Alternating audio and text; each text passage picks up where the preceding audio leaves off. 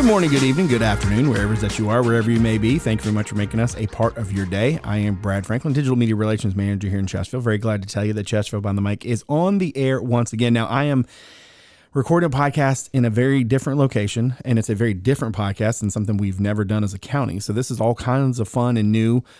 We are really excited to talk about the PRSA Award that Chesterfield won here very recently. I'm very excited to welcome the Assistant Director of Constituent Media Services, Teresa Bonifas, on the show. First, to talk a little about not just what this award is, but also what it means for the county. But first, Teresa, welcome back to the show. How are you? Hi, Brad. Thanks for having me again. Good to be here. Very glad to have you. Very glad to talk about something that, in our world, there are various types of awards. There's NACOs, there's VACOs, there's Hermes. We've talked about a lot of those, but this is a new one. And I'm really excited to sort of dig into first why this is such a sort of big award, and then to welcome Jay and Ariana on the show to talk a little bit more about that sort of on the ground, building this thing, having Café Comunidad, and why it was such a success for Chesterfield County. Teresa, I always like to start with a little bit of a background, a little bit of a get to know you for the listener. You've been, what is this, your third time now on the show? So here's somebody. Does that make me a veteran? Apparently. So maybe real quick, as the Assistant Director of Constituent Media Services, how would you describe your role here with us? Sure. So I have been with the county, or I've been in this role specifically, I think it's been about 3 years. Seems like time flies when you're having fun, I guess. Yep. But my role is to really, I oversee and help lead the Communications and Media Division for the county, for the Constituent and Media Services Department.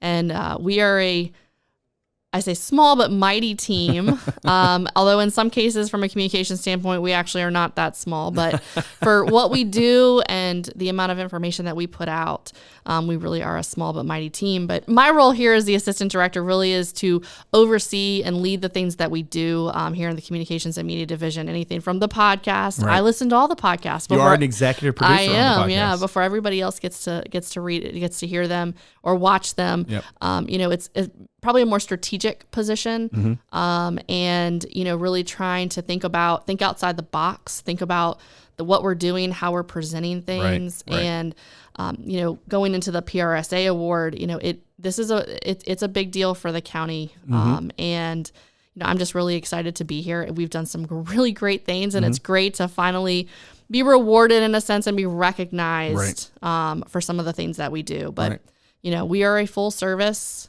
essentially PR agency, just from the county's perspective. And it's really cool to be here and just have this great and wonderful team. Yeah. And I think I'm lucky. Oh, I'm glad to hear that you feel that way. Now, obviously you mentioned, this was a big deal for Chesterfield.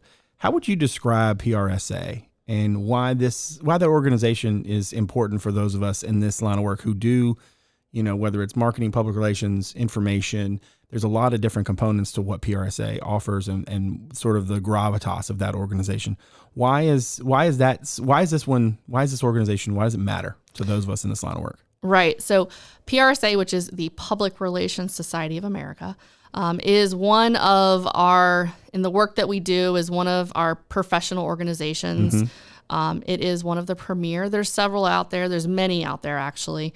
But PRSA is really one of the premier organizations. And one of the cool things about it is it's anywhere from the private sector, the public sector, tourism, education. It really runs the gamut of who is involved. So sometimes, there's a lot of government-specific organizations, that we are part of.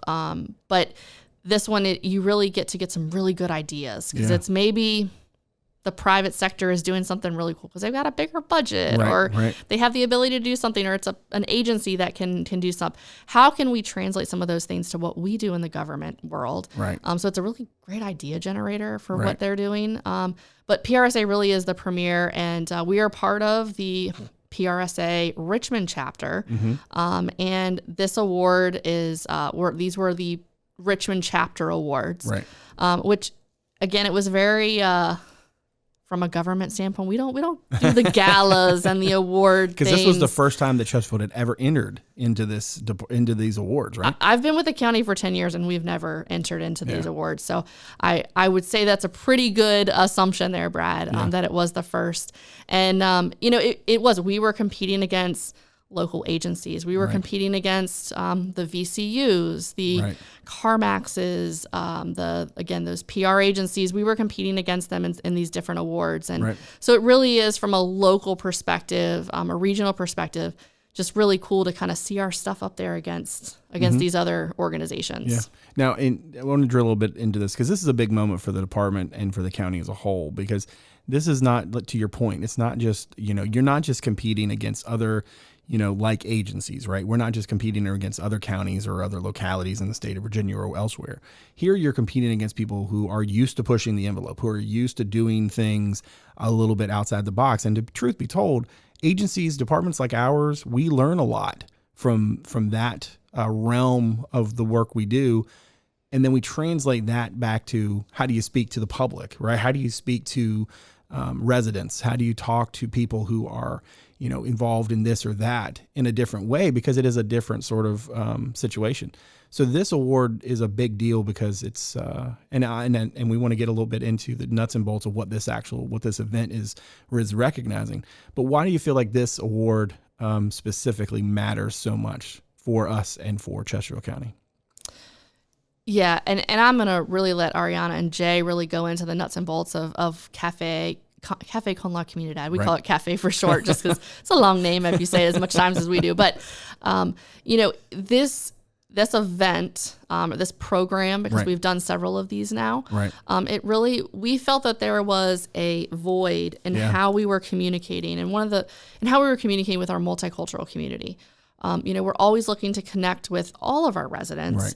And this was a great idea that Jay really came up with. And again, I really want him to talk through that. But it was a special campaign that we got to work on. Yeah. And we got to work on with our partners in another department, the Community Engagement and Resources Department.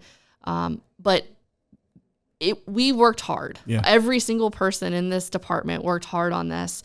And it was something that really nobody's ever done. Yeah. And then to be rewarded in the way of all the hard work, being rewarded with a PRSA award is truly really special. Yeah. And I'm super proud of the team. I mean, again, Jay worked really hard. You'll hear from Ariana, this was came up with from scratch. Yeah. Right.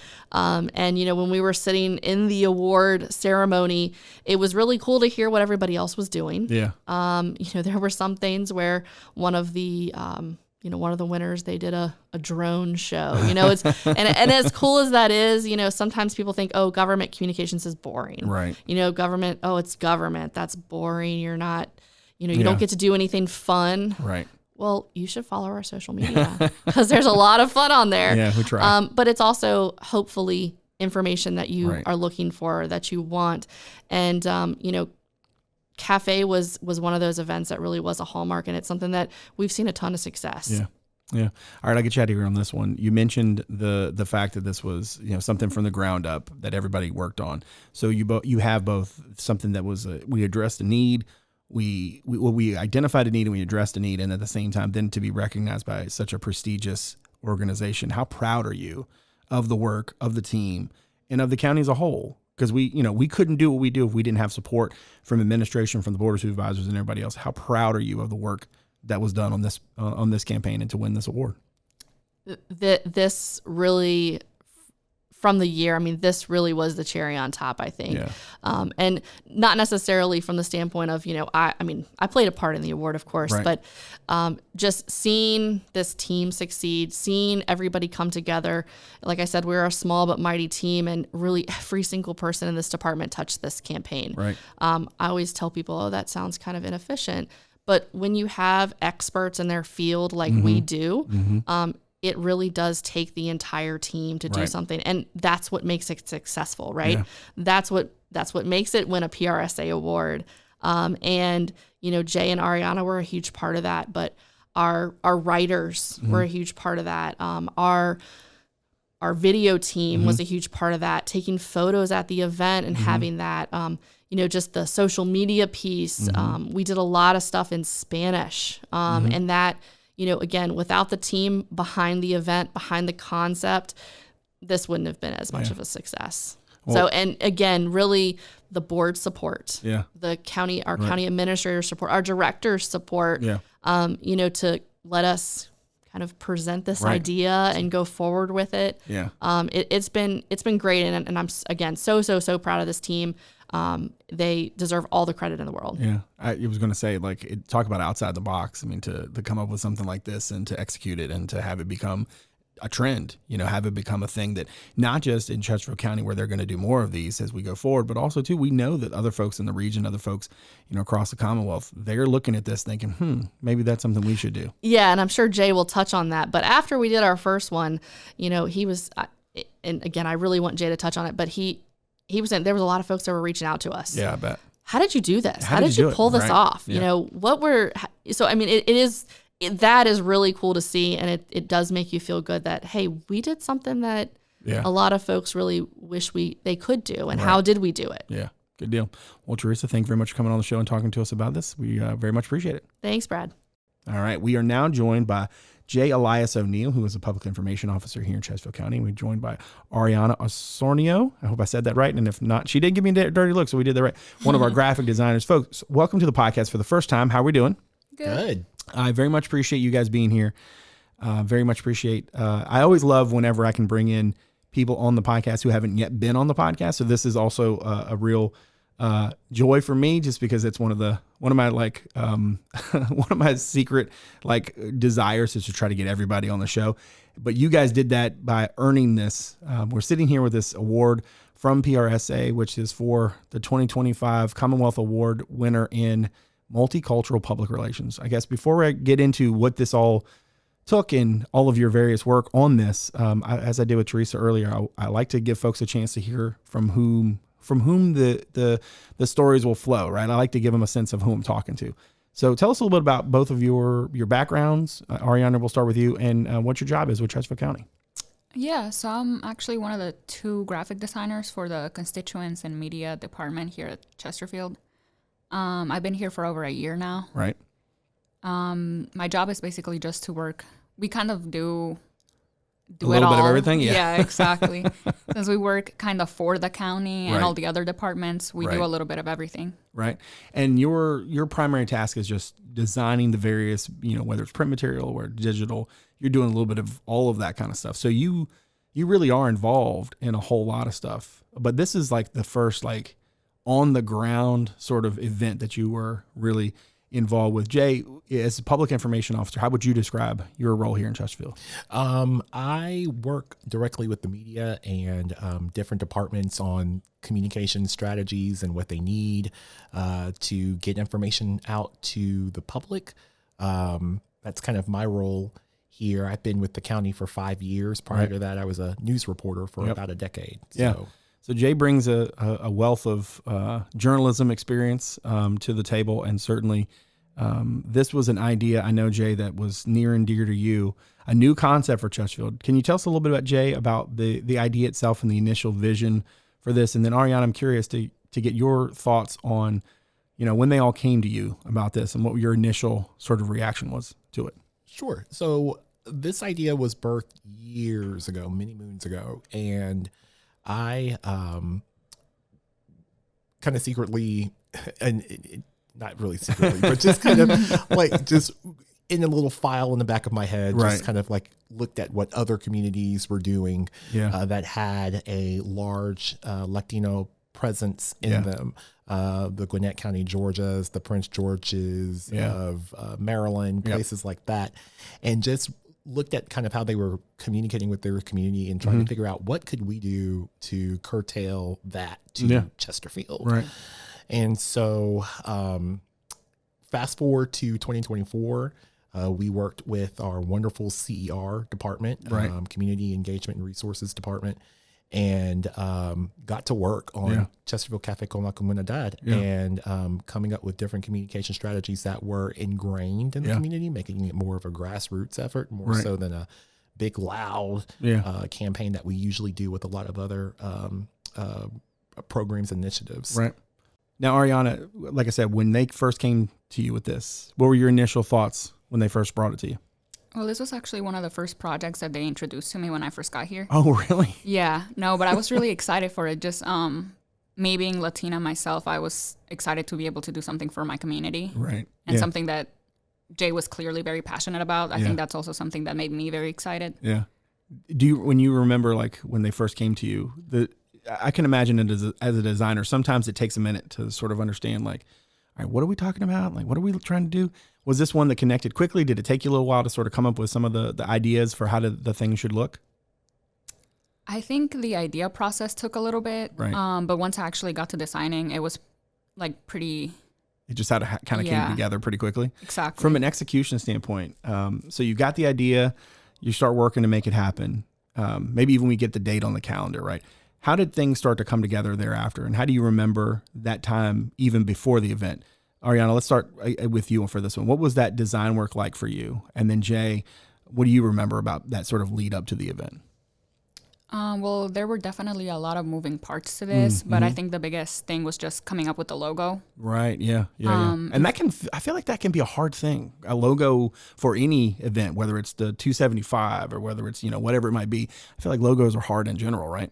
Yeah, they kind of are. I mean, this is something that is going to be on everything. Yeah. So it has to look good. Yeah. It has to set the tone, right? Yeah, exactly. I just wanted to make sure that it was something that was, maybe like traditional, but not stereotypical. And I think there's like a very thin line there. So I wanted to make sure that it was something that resonated with the Latino community. You wanted to bring that authenticity to it. I get you. Exactly. And then Jay, what do you remember again? So maybe we got the date on the calendar. We know, roughly what we want to do. What was that lead up to? Was it hectic? Was it chaotic? Was it smooth sailing? How was it leading into the actual Café Comunidad itself? It was a calm chaos is how I would like to refer to it as, because this is something we never did in the county before.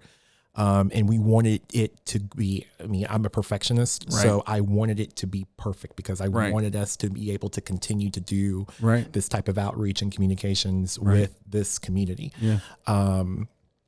Leading up to it, I knew that we wanted it to be branded, and I knew immediately that the person who could do that would be Ariana. Right. And she knocked it out of the park. Right. Yeah. It's absolutely beautiful. More than I would have ever imagined in my entire life for something like this. Yeah.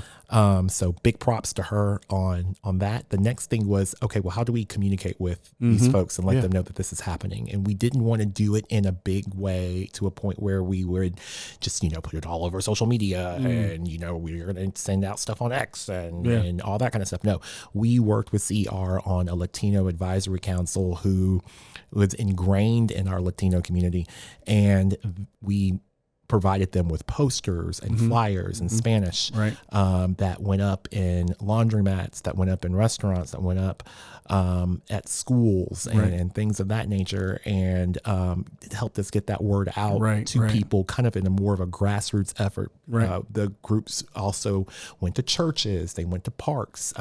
They really went all the way out. And then closer to the event, we said, okay, let's let the community that we haven't been able to touch know about what was happening.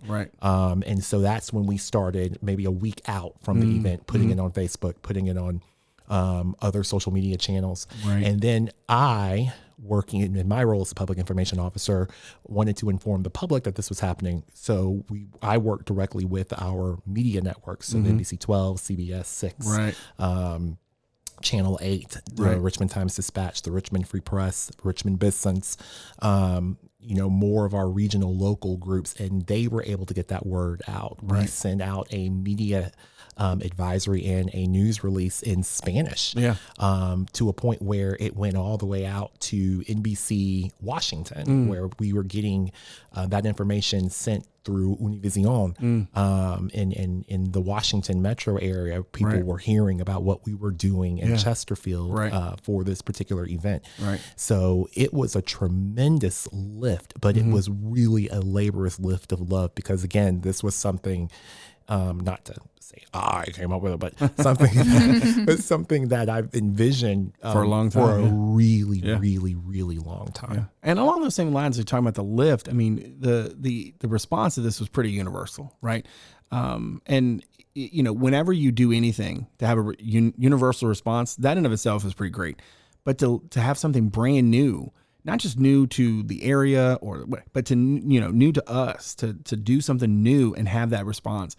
That is just tremendous. Jay, how would you describe that response as you even look back on it now? It was explosive. Yeah. I think that's the best way I could describe it, as explosive. Yeah. When leading up to it, the day of, when we were setting up the space and getting the chairs in there, if we had 50 people that showed up, I would have been thrilled. Right. But to have over 200 people pack that room at the Beulah Rec Center to the point where we're scrambling to bring in chairs. Yeah, enough chairs, right. So people can sit, and to have parts of their culture highlighted, the dances, the food, the paletas and the cookies and the cafe. It was heartwarming. I mean, it brought literal tears to my eyes, because here is something that for years I've just thought was just going to be a dream. And it was a beautiful reality, and it was received so positively by our community. I couldn't imagine anything going any better than that. Yeah, and you talk about that response, because one of the things that is so unique about this, right, is that not only were we putting out communications in advance, in Spanish, but we're also on the day of, all of the questions, all of the answers, everything went in and out via Spanish. And if you were an English speaker, you had a translator in your ear, right? Well, a live translation system, which I know is something that came through, huge in this event, and something we've used since then. And right? there was a reason for that, right? Yep. Because we always, when we think of our Latino community, especially our Latino community that are monolingual and they don't have a great grasp of English, we expect for them to curtail to us when it comes to our language. Right. Well, when we did it that way, I wanted those people, or our English speakers who couldn't speak Spanish, to kind of get a sense of what that was like. Exactly. What it's like for them to communicate with them when they are, not speaking the dominant language. Yeah. And Ariana, I know, given your design work on the event and also your work on the day of, that response, what did it say to you about the need for something like this, and what did it feel like to see that response? Well, I think more than anything, it was just eye-opening to see that this is something that the community wants and that they're interested in. These are resources that they want to know about and they want to learn about. Right. So it just highlights the need for something like this in our community. Yeah. Now, obviously, with any new endeavor, you learn a lot, right? Anything brand new, you're gonna have some initial thoughts of how it's going to look, and you're going to learn, maybe we should have done this, we should have done that. But overall, obviously, so much that went into this event is the blueprint for how these events will go. Whether it was the one that came after or the ones that'll come, here going forward. I guess a question for both of you: what did you learn about the first cafe, and how did that help shape the way you think about it going forward? Ariana, I'll start with you. What did you learn this time, and how do you feel like those lessons should be applied?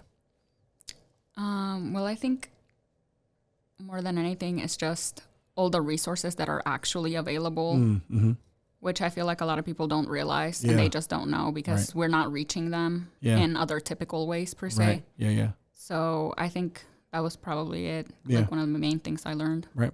Jay, what about you? Anything that you take away from it that helps you sort of illustrate how you think about these events going forward? Because this is a new standard now for Chesterfield County. How has the past sort of helped you look ahead to the future? Everything's always revolving, right? I'm always thinking of ways we can improve, ways we can top. But one thing that this cafe taught me was obviously the need for more, and the need to strengthen and to incorporate more of the needs of this community into all of our strategies. I'm always being more cognizant of when I talk to departments, like, hey, do you have this in Spanish? Can we make this available in Spanish? Right. Because the Latino population in our county is growing very quickly, and it is a very important population here in the county. So I'm always thinking of other ways to stretch it and incorporate multi-language into our strategies. Right. All right. Last one, guys. I'll get you out of here on this. I want to give you a chance to speak to this award sitting in front of you, to be a part of the team that won, this first PRSA, hopefully the first of many that the county might be able to be successful in winning. Ariana, we'll start with you. What did it mean to you to be part of this award? And then Jay can close us out. I think it was just really gratifying to see like who else was in these categories and knowing that we're up there with them. Yeah, right. We're on par. Yeah. This project was something that was very we were very passionate about it. So it was very gratifying to know that it was being recognized. Yeah. Jay, what you got? What do you think? It's reaffirming of the work that we do as a department. And I'm incredibly grateful to be able to work with the county and have a board that we have that allows us to do the type of work that we're doing, to reach everyone who lays their head in the county.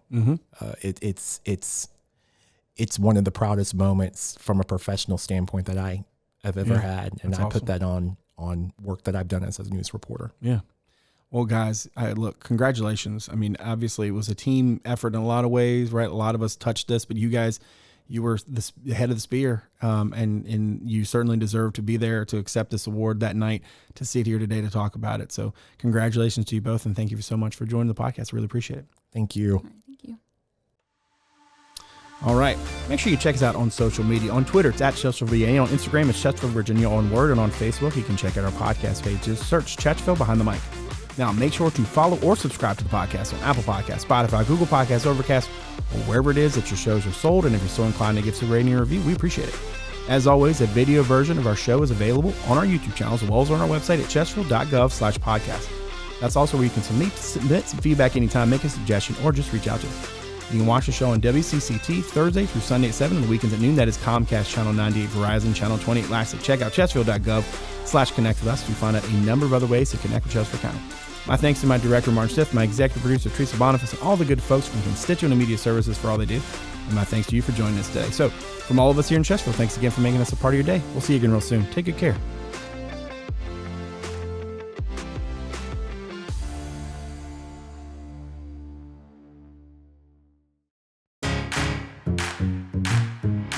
From blogs to podcasts. And I'm very glad to tell you that Chesterfield Behind the Mic is on the air once again. Weekly video segments and newsletters. Social media, the latest community news. And this is your Chesterfield News Minute for September 19th. How to get in touch, and everything in between.